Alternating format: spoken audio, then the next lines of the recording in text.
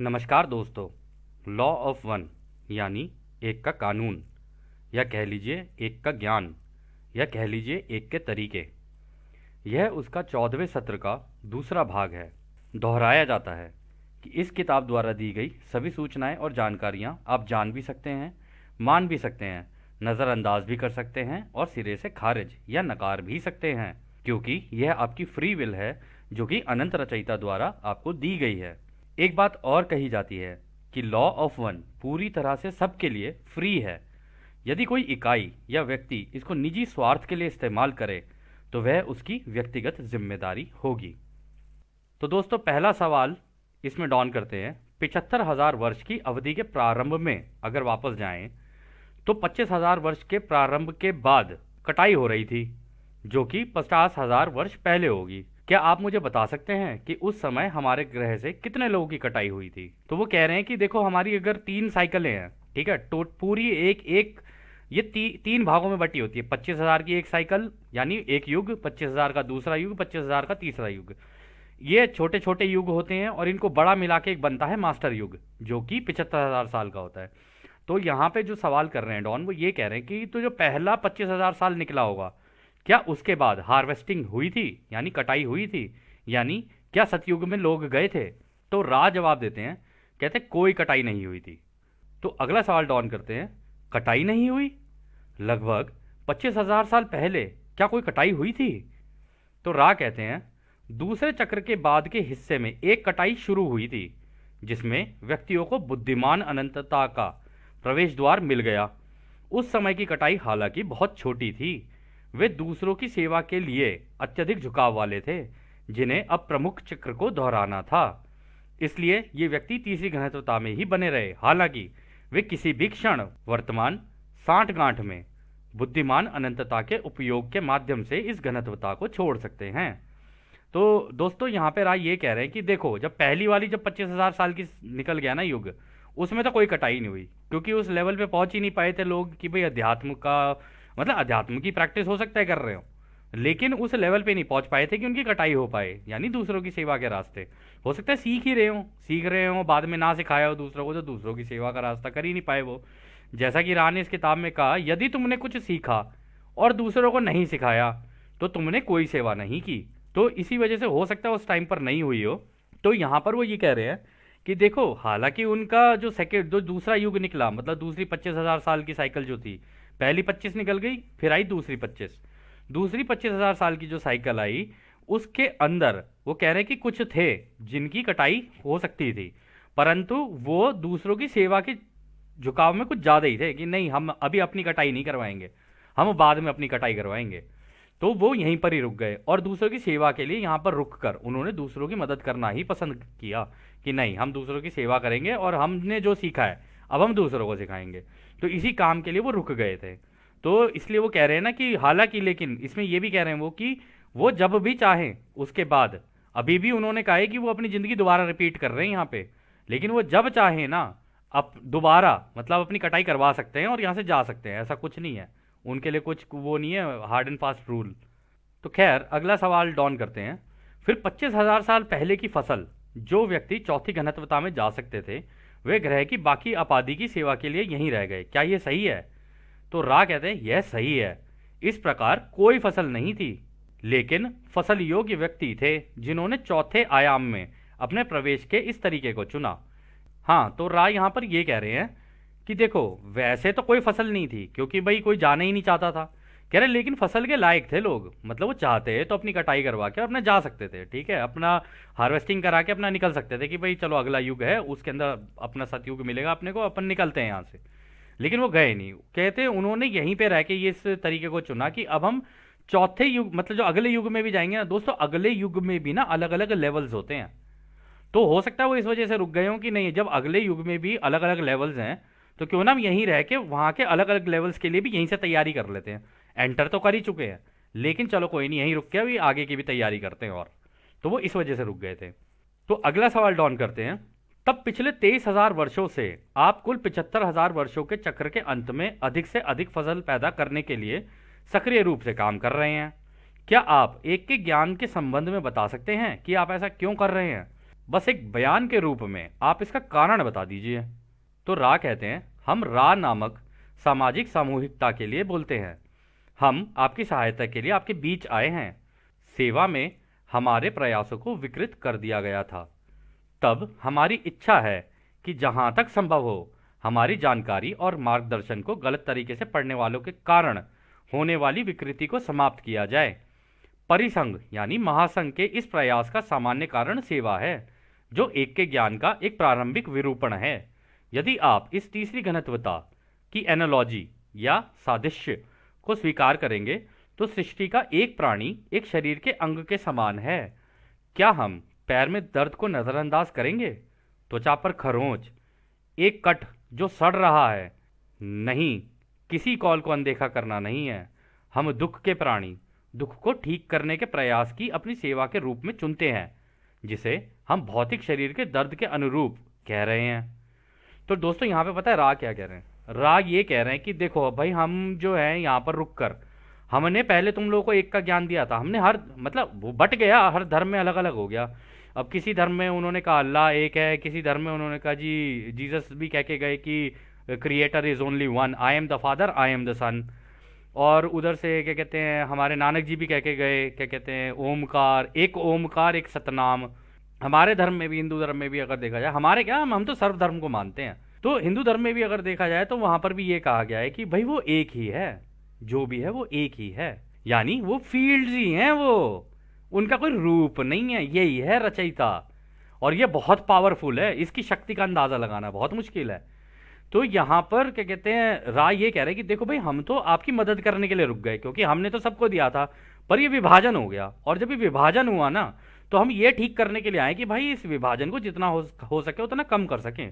अगर ये विभाजन कम हो गया तो हम अपने भाइयों की कटाई करवा सकते हैं ताकि ये लोग सतयुग में एंटर कर सकें, कह रहे। और यही हमारा तरीका है। और यहाँ पर वो बोल रहे हैं ना कि क्या आपकी किसी भी, आप में से कोई भी अगर हमें बुलाए तो क्या हम उसे नज़रअंदाज कर सकते हैं? क्या त्वचा पर खरोच को नज़रअंदाज किया जा सकता है? क्या अगर हमारे शरीर में कोई कट लग जाए जो सड़ रहा है, क्या उसको नज़रअंदाज किया जा सकता है? कह रहे तो हमारे भाई, हम बिल्कुल ऐसे ही हैं, हम तो दुख के दोस्त हैं। तुम हमें बुलाओगे, हम तो तत्पर तुम्हारी सेवा में खड़े हुए हैं। और दोस्तों सोचने वाली बात है, हमसे इतने शक्तिशाली कैसे कैसे इनके पास इन्होंने सिद्धियां प्राप्त कर रखी हैं। यहाँ से गायब हो जाएं, वहाँ से निकल जाएं, अपने आप को रोशनी के रूप से यहाँ से निकाल दें हमारे सामने, तो ऐसा लगे देखने में जैसे कि ओ हो पता नहीं क्या चीज़ निकल गई हमारी आँख के सामने। और लॉ ऑफ वन के तो काफ़ी स्टूडेंट्स हैं, ऐसे देखा भी है। तो जब उन वो देख चुके हैं ना, तो इसीलिए अब वो किसी बात पे विश्वास नहीं कर सकते, कोई कुछ भी बोलता रहे उनके सामने। वो कहते हैं हमने तो अपनी आंखों से देखा भाई जी, जब अपनी आंखों से देखा हुआ है तो अब किसी की बात के ऊपर विश्वास करने का कोई फायदा नहीं है। कहते हैं सच वही है जो तुमने खुद अनुभव किया हो। यदि कोई तुम्हें कहे कि ऐसा है और वैसा है, या ऐसा है या वैसा है, या कैसा भी है, विश्वास करने का कोई फायदा नहीं है। साक्षात करो तब विश्वास करो। ये वही वाली बात है कि पहले इस्तेमाल करें फिर विश्वास करें, ये बिल्कुल वैसी बात है। तो खैर अगला सवाल डॉन करते हैं, रा किस घनत्वता के स्तर पर हैं? तो रा कहते हैं हम छठी घनत्वता से हैं। हमारी सातवीं घनत्वता की ओर एक मजबूत झुकाव है। हमारी कटाई यानी कि हम अगली घनत्वता में आपके लगभग 2.5 मिलियन वर्षों में होगी, और यह हमारी इच्छा है कि हम फसल के लिए तैयार रहें जो हमें भविष्य में ले जाने वाली है। तो दोस्तों अभी रा की भी कटाई होगी, ऐसी बात नहीं है ये आगे नहीं बढ़ेंगे, ये भी अपने अनुभवों में आगे बढ़ेंगे। ये सूरज के अंदर है, अपना क्या कहते हैं, आराम से अपना अनुभव कर रहे हैं, सारी चीज़ें कर रहे हैं, और फिर वहां से जब इनकी कटाई होगी तब ये आगे जाएंगे, आगे निकल के जाएंगे और अंदर। तो ये कह रहे 2.5 मिलियन, यानी 1 मिलियन 2.5 मिलियन वर्षों का हो गया, मतलब कि 1 मिलियन हो गया आपका 10 लाख, 2 मिलियन हो गया 20 लाख, तो यानी करीब 25 लाख साल अभी इनके और बचे हैं जिसमें ये आगे निकल जाएंगे। फिर ये मतलब कितनी सुंदर है, मतलब सोचने में इतना सुंदर लग रहा है। तो खैर अगला सवाल डॉन करते हैं, और आप अपने आप को फसल कटाने के लिए तैयार करते हैं सर्वोत्तम सेवा के माध्यम से जो आप प्रदान कर सकते हैं, क्या ये सही है? तो रा कहते हैं हम एक का ज्ञान है, विरोधाभास का समाधान है, प्रेम प्रकाश और प्रकाश प्रेम का संतुलन पैदा करते हैं। ओहो, तो दोस्तों पता है यहाँ पे क्या कह रहे हैं? कहते हैं हमारे यहाँ पे कोई विरोधाभास नहीं है, हमारे यहाँ कोई विभाजन नहीं है, हम तो सत्य को जान चुके हैं। और कहते हैं अब तो हम एक का ज्ञान खुद ही बन चुके हैं। कि मतलब हम तो जानते हैं, हमें हमें कोई बेवकूफ़ नहीं बना सकता कि भाई इधर से ऐसे और इधर से वैसे है। भाई जो सूरज में बैठे हुए हैं उनकी रोशनी एक ही तरफ वो भेजे ही जा रहे हैं, एक ही उससे भेजे जा रहे हैं। अब जैसे जैसे ग्रह घूमता जाएगा भाई रोशनी वहाँ वहाँ पड़ती जाएगी, लेकिन रोशनी तो एक ही है। वो समझ गए हैं इस चीज़ को कि भैया, और खुद ही बोल रहे हैं हम तो प्रेम प्रेम प्रकाश और प्रकाश प्रेम का संतुलन प्रदान करते हैं कि भाई हम तो संतुलन दे सकते हैं, तुम्हें चाहिए संतुलन तो ले लेना, नहीं चाहिए तो कोई बात नहीं हमारे भाई। तो खैर आगे डॉन कहते हैं, आपकी एक साइकिल कितनी लंबी होती है? तो रा कहते हैं, हमारा एक चक्र आपके वर्षों में 7.5 करोड़ का है। तो डॉन हैरान हो जाते हैं। डॉन कहते हैं, क्या 7.5 करोड़? तो रा कहते हैं, हाँ यह सही है। तो दोस्तों इनकी एक साइकिल 7.5 करोड़ साल की है। मतलब अगर इनके अंत के अगर 2.5 लाख साल बचे हैं तो कितने करोड़ साल तो ये पीछे अपनी जिंदगी जी चुके हैं। मतलब सूरज अभी से नहीं है। तो वो कह रहे हैं कि एक तो हो चुकी है हमारी, मतलब अभी, मतलब अब हम अंत पे पहुंच चुके हैं, हमारी भी 2.5 लाख साल बाद हो जाएगी, कटाई हो जाएगी। 7.5 करोड़ साल, बाप रे, सोच के भी हैरानी होती है। तो अगला सवाल डॉन करते हैं, सेवा में एक का ज्ञान देने में क्या आप इस समय पृथ्वी के अलावा किसी अन्य ग्रह के साथ काम कर रहे हैं या सिर्फ पृथ्वी के साथ ही कर रहे हैं? तो रा कहते हैं, हम इस समय केवल इस ग्रह क्षेत्र के साथ काम कर रहे हैं, यानी पृथ्वी के साथ। तो अगला सवाल डॉन करते हैं, आपने कहा कि आपको पृथ्वी के 3,52,000 लोगों ने बुलाया था। क्या इसका मतलब यह है कि यह वो संख्या है जो एक के ज्ञान को समझेगी और स्वीकार करेगी? क्या मैं सही हूं? तो रा कहते हैं, हम आपके कथन की सत्यता का अनुमान नहीं लगा सकते हैं, क्योंकि कॉल करने वालों में से हर कोई अपने कॉल के उत्तर को समझ नहीं पाएगा। इसके अलावा वे लोग जो गंभीर ट्रॉमा में हैं, जो पहले हमें कॉल नहीं कर रहे थे, वे इस कॉल के उत्तर खोज करते हैं। कॉल में कोई समय स्थान नहीं है, इसलिए हम उन व्यक्तियों की संख्या का अनुमान नहीं लगा सकते हैं जो आपके भविष्य में सुनेंगे और समझेंगे। तो दोस्तों पता है वो क्यों नहीं लगा सकते अनुमान?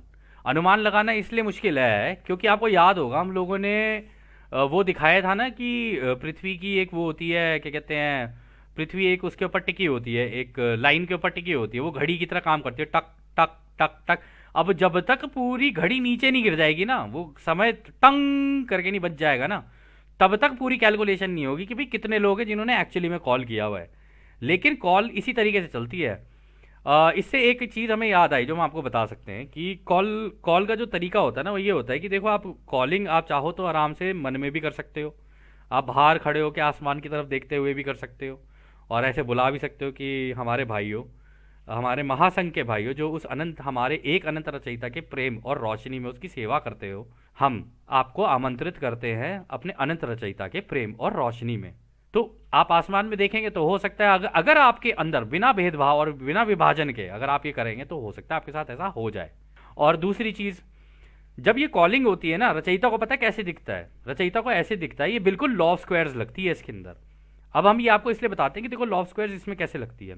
यदि आप किसी टीवी शोरूम के अंदर जाकर देखें, मतलब आप देखें कि भाई 1 टीवी, 2 टीवी, 4 टीवी, 10,000, मतलब उसके अंदर करीब 20-25 टीवी लगे हुए हैं। अब हर टीवी के ऊपर अलग अलग अलग कोई फिल्म चल रही हो तो आपको कभी पता नहीं चलेगा कि भाई क्या चल रहा है। मतलब एक देखोगे दूसरा देखोगे, आप हल्के से कंफ्यूज से रहोगे। लेकिन अगर सभी टीवी के ऊपर एक ही फिल्म चल जाए तो क्या आपको बेहतर नहीं दिखेगी? रचयिता को भी चीजें बेहतर उसी तरीके से दिखती हैं कि सारे ही बच्चे एक चीज मांग रहे हैं, और जब सारे ही बच्चे एक चीज मांगने लगते हैं तो रचयिता को फिल्म साफ दिख जाती है कि अच्छा ये मांग रहे हैं, ये जब इन्होंने मांग ही लिया है तो इन्हें दे ही देता हूं मैं। विभाजन के कारण सब इधर उधर हो गए, सब इधर उधर मांग रहे हैं और सब इधर उधर भाग रहे हैं, लेकिन सारे एकजुट होके मांग ले तो रचयिता कहते हैं ये लो, तुमने मांगा है तो मैं दूंगा, क्योंकि उनको दिख जाता है कि हाँ भाई तो सारे टीवी एक जैसे ही बोल रहे हैं जितने भी हैं। ये बिल्कुल उसी तरीके से चलता है। तो खैर अगला सवाल डॉन करते हैं, आप सर्विस कैसे करते हैं? मतलब आप अपनी सेवाएं कैसे देते हैं?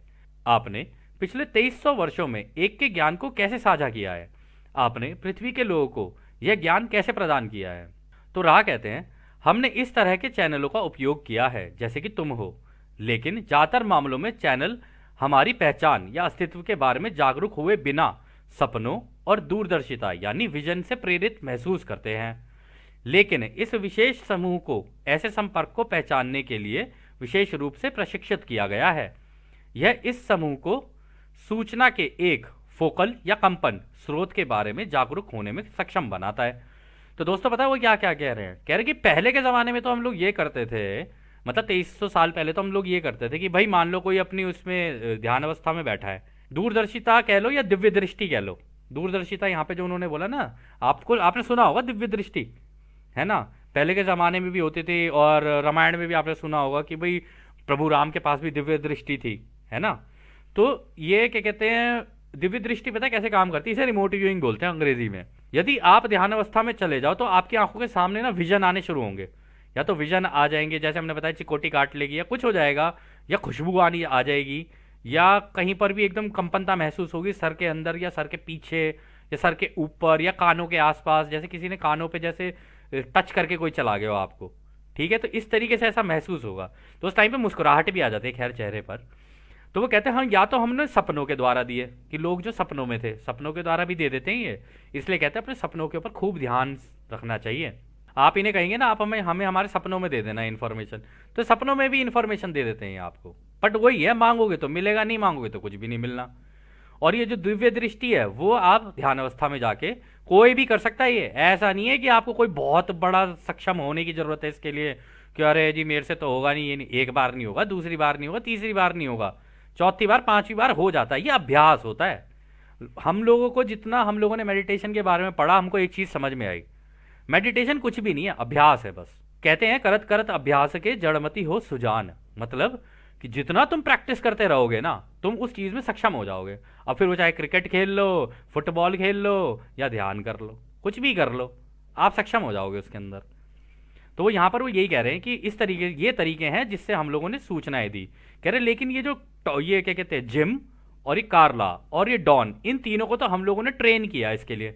और दोस्तों ये एक्चुअली जब ये किताब आई थी ना, इससे पहले भी इनकी कई किताबें आई हैं, जैसे वॉइसेस ऑफ कन्फेडरेशन हो गई, सीक्रेट्स ऑफ द यूएफओज हो गई। ये जो किताबें थी ना, उन किताबों के अंदर इन्होंने इनको तरीके सिखाए थे कि भाई ऐसे ऐसे कर लेना, ऐसे ऐसे कर लेना, ऐसे ऐसे कर लेना। ये मांगते गए वो देते चले गए, ये मांगते गए वो देते चले गए, तो ये ट्रेन हो गए थे। तब जाके ये फाइनल रा कांटेक्ट हुआ था, मतलब रा से बात हुई थी। तो रा ने फिर रा को पता ही था कि हाँ ये ट्रेन हो चुके हैं, ठीक है अब इनको दी जा सकती है इन्फॉर्मेशन, तब इन्होंने इन्फॉर्मेशन दी थी। तो खैर अगला सवाल डॉन करते हैं, जब आप किसी व्यक्ति से उनके सपनों में संपर्क करते हैं तो मैं मानता हूं कि इन व्यक्तियों को पहले एक के ज्ञान की दिशा में खोज करनी होगी, क्या यह सही है? तो अच्छा सवाल है डॉन ने जो यहाँ किया। कह रहे कि अगर आप किसी को सपनों में वो करें तो उसका झुकाव एक के ज्ञान का थोड़ा बहुत होना चाहिए, तभी सपनों में करेंगे क्या? तो रा कहते हैं यह सही है। उदाहरण के लिए मिस्र देश के लोग पैंथिज्म, सर्वेश्वरवाद यानी कई भगवानों की पूजा करते थे, जिसे आप सृष्टिकर्ता के विभिन्न प्राणियों की अलग अलग पूजा की झुकाव कह सकते हैं। हम सिर्फ एक व्यक्ति से ही संपर्क करने में सक्षम थे जिसका झुकाव एक की ओर ही था। तो दिक्कत ये थी दोस्तों, उस जमाने में पता क्या हुआ, वहां पर ये और था भाई, सब अलग अलग भगवानों की पूजा कर रहे थे, कोई इस भगवान को मान रहा था, कोई इस भगवान को मान रहा था। लेकिन रा को सोच लो, इतनी सारी जनता में से केवल एक ही मिला जिसका झुकाव ये था कि भैया मैं मानूंगा नहीं, मेरे को जानना है भगवान को। और उसके अंदर ये चीज होती है कि जो भी है ना ये एक है। अगर वो अपने धर्म में भी होगा ना, किसी भी धर्म का हो, अगर उसके अंदर ये चीज है ना कि भाई वो जो भी है ना वो एक ही है, और उसके अंदर भेदभाव ना हो किसी के लिए, वो प्राइम टारगेट हो सकता है या वो प्राइम बंदा हो सकता है जिससे कांटेक्ट किया जा सके। जिसके दिमाग में विभाजन है उससे कांटेक्ट हो ही नहीं सकता। और इसी वजह से ज्यादातर केसेस में ऐसा ही होगा कि ऐसे ही लोग अपनी अपनी 25,000 साल की साइकिल दोबारा रिपीट कर जाएंगे, केवल इसी कारण से, क्योंकि दिमाग में विभाजन है। तो खैर अगला सवाल डॉन करते हैं, मैं मानता हूं चक्र समाप्त होने पर आघात होगा, जब कुछ असुविधा होगी। कुछ ऐसे व्यक्ति होंगे जो खोज करना शुरू कर देंगे या उत्प्रेरित हो जाएंगे। आप यह कह सकते हैं आघात के कारण खोज करने में, और फिर संभवतः टेलीपैथी या लिखित सामग्री के माध्यम से आपके शब्दों को सुनने में सक्षम होंगे, जैसे कि हम इस पुस्तक के रूप में प्रकाशित करेंगे। तो देखो डॉन ने और इन लोगों ने देखो दोस्तों कितना अच्छा काम किया। इनको पता था कि जब ये साइकिल एंड तक पहुंचेगी ना तो दिक्कतें आएंगी, लोगों को बड़ी मुश्किलों में पड़ेंगे लोग, बहुत ज़्यादा मतलब उथल पुथल मचेगी और उठापटक मचेगी। तो उन्होंने कहा कि इसकी किताब बना देते हैं, और जिन जिन लोगों को जरूरत पड़ती जाएगी, कोई परेशान आदमी ढूंढेगा ना, फिर जब तक परेशानी नहीं तो ढूंढेगा ही कहाँ से। कह रहा जी मेरे जीवन में तो सब सही है, मत जानी लाइफ चल रही है मेरी, तो जब मत जानी लाइफ चल रही है तो ढूंढेगा ही नहीं, और जब ढूंढा नहीं तो फिर मिलेगा भी नहीं। तो इन लोगों ने बना के रख दी थी। तो उन्होंने कहा था कि हो सकता है कि आप लोगों ने टेलीपैथी से भी कांटेक्ट करो, हो सकता है इस लिखित सामग्री से भी कांटेक्ट करो। तो इसलिए इन लोगों ने किताब बना दी थी कि भाई अगर जहां उठापटक होनी शुरू हो ना, इस किताब को हम लोग जनता को दे देंगे कि ये लो भाई, ये है कहानी। तो खैर राह इसका जवाब देते हैं, आप सही हैं सिवाय यह समझने की कि असुविधाएं शुरू हो गई हैं। मतलब 1981 में असुविधाएं तो शुरू हो गई थी, अभी तुम तक पहुंची नहीं है। पहुंची तो खैर ये बाद में आई, भी सबके बाद में, और अभी तो कुछ भी नहीं है। तो खैर अगला सवाल डॉन करते हैं, क्या आप मुझे बता सकते हैं कि ओहास्पे पुस्तक को प्रसारित करने के लिए कौन जिम्मेदार था? तो रा कहते हैं यह परिसंघ के सदस्यों में से एक समूह द्वारा दी गई थी। उनके विचार जैसे कि परिषद काउंसिल को प्रस्तुत किया गया था, जिसमें इन चक्र के विभिन्न धर्मों के ज्ञात इतिहास और उनके बीच जो विरोधाभास हैं उनकी जानकारी दी गई थी, ताकि लोग अपने दिमाग के पर्दे को खोल सकें और एक के ज्ञान के पहलुओं का मौलिक प्राइमल विकृति को आंशिक रूप से उजागर किया जा सके। उनके कोई नाम नहीं है, वो बस कंपनता हैं, परंतु उनकी जो जानकारियां हैं उनके भीतर प्रेम और प्रकाश और अनंत बुद्धिमानिता की गहरी समझदारी है, जो आपके ग्रह के लोगों को कई संदेशवाहक यानी मैसेंजर द्वारा सिखाई और सीखी जा रही है। तो दोस्तों ये जो किताब है ना ओहास्पे, हमने भी देखी है, ये करीब 1200-1300 पेज की किताब है। और ये जो महासंघ है ना उसके अंदर जो जैसे इन्होंने बताया था भाई, काउंसिल में 9 मेंबर होते हैं और उनके ऊपर 24 ग्रह रक्षक होते हैं। तो इस तरीके से पूरा चलता है, बाकी पूरा महासंघ एक साथ मिलकर काम करता है ये। और एक महासंघ नहीं है ये, बहुत सारे महासंघ हैं ऐसे। जब भी किसी ग्रह की कटाई होती ना, सारे के सारे उठ के आते हैं एक साथ ही कि आ जाओ आ जाओ, इस ग्रह में हो गई है दिक्कत, निकालो अपने भाइयों को जो जो हमारे हैं। और जो जो हमारे होते हैं इनको कैसे पता चलता है? जिनके अंदर एक हो, विभाजन ना हो, जिनके अंदर ये हो कि भाई वो रचयिता मेरा एक है, जिन्हें समझ में आ जाए कि रचयिता एक है, और जिनका झुकाव इस डायरेक्शन में हो जाए और दूसरों की सेवा के रास्ते पे निकल जाए, उनकी धीरे धीरे ग्रेड प्रणाली बनती चली जाती है। और जैसी वो उन्होंने बोला था ना एक श्रेणी बनती है, वो श्रेणी जैसी बनती जाएगी ना, वो ऑटोमेटिकली इनकी नज़र में आ जाते हैं कि हाँ ये हमारे हैं, इनको निकालो यहाँ से, इनको निकालो। फिर उनको निकालना शुरू करते हैं यहाँ से ग्रह। अभी राह बताएंगे आगे से आगे कैसे होता है। खैर, और ये जो किताब है दोस्तों, इस किताब को हम लोग करेंगे, अगर हमें वक्त मिला तो करेंगे। ये बहुत ही सुंदर और बहुत ही प्यारी किताब है। हालांकि हमने पढ़ी नहीं है, इसके थोड़े बहुत 1-2 पन्ने पढ़े थे, लेकिन उसमें ही बहुत सारी जानकारियां थी। तो अगला सवाल खैर डॉन करते हैं, क्या कोई और किताब है जिसका आप नाम ले सकें जो इस काम के लिए उपलब्ध हो और परिसंघ यानी कन्फेडरेशन द्वारा दी गई हो? तो रा कहते हैं हम इस जानकारी को साझा नहीं कर सकते, क्योंकि यह भविष्य में आपके विवेक पैटर्न को प्रभावित कर सकती है। आप किसी एक विशेष पुस्तक के बारे में पूछ सकते हैं।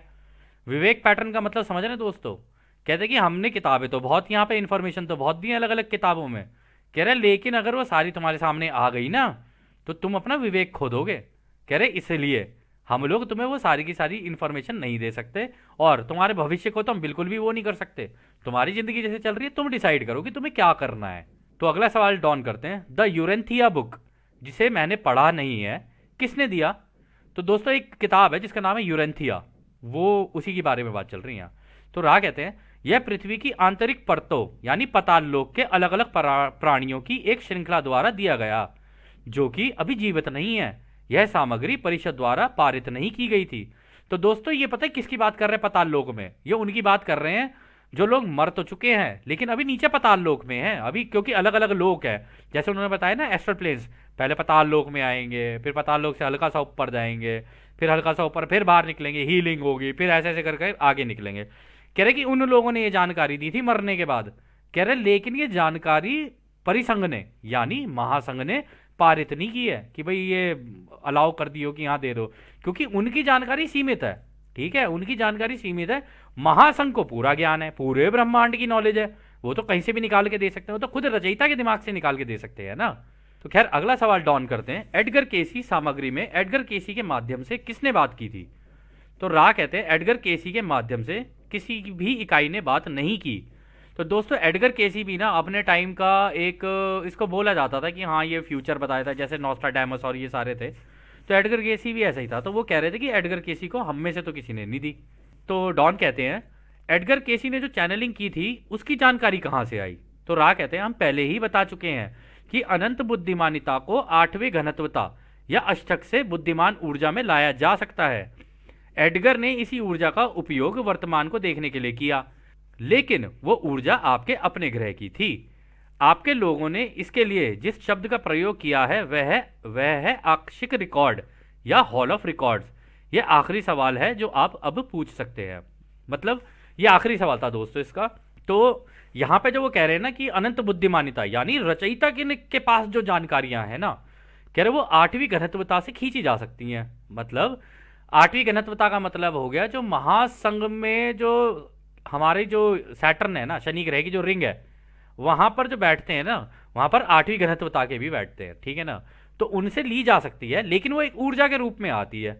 तो इसने क्या किया था, एडगर केसी ने उसको चैनल किया था। लेकिन आक्षिक रिकॉर्ड जो रखे होते हैं ना, वो आठवीं होते तो आठवीं घनत्वता में ही हैं, और इतने कवर्ड होते हैं ना, ये चारों तरफ से प्रोटेक्टेड होते हैं, इसके अंदर घुस नहीं सकता कोई। ये बिल्कुल एक डेटा सेंटर की तरह होता है कि डेटा सेंटर का जितना हो सके ना उतना ध्यान रखो, कोई नहीं घुस सकता किसी डेटा सेंटर के अंदर। आपकी, हमारी, हम सब की, इस ग्रह की सोच, जितनी भी सोच, शब्द और कर्म, सारे इस आक्षिक रिकॉर्ड के अंदर रखे हुए हैं, या कह लो हॉल ऑफ रिकॉर्ड्स के अंदर रखे हुए हैं। और ये हमने इनकी एक किताब पढ़ी थी, उसमें एक प्लैनेट का नाम लिया था, एक ग्रह का नाम लिया था इन्होंने, हैथॉन। तो कह रहे थे कि हैथॉन में वो जगह है जहां पर हम सब के कागज रखे हुए हैं, मतलब हम सबके रिकॉर्ड्स रखे हुए हैं। और वो कागज की शेप में नहीं होते दोस्तों, वो ऊर्जा की तरह होते हैं।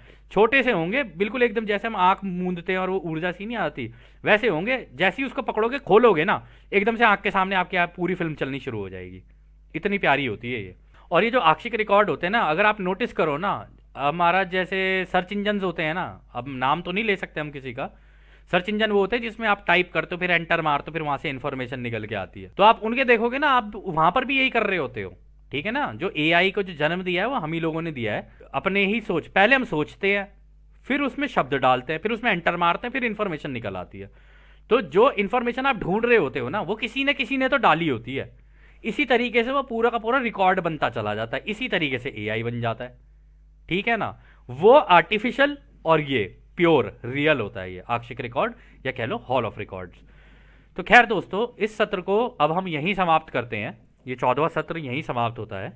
अब हम आपको उस एक अनंत रचयिता के प्रेम और उसकी रोशनी, उसकी शक्ति और उसकी शांति में छोड़कर चलते हैं। आदने हमारे भाइयों, आदने वासु। धन्यवाद।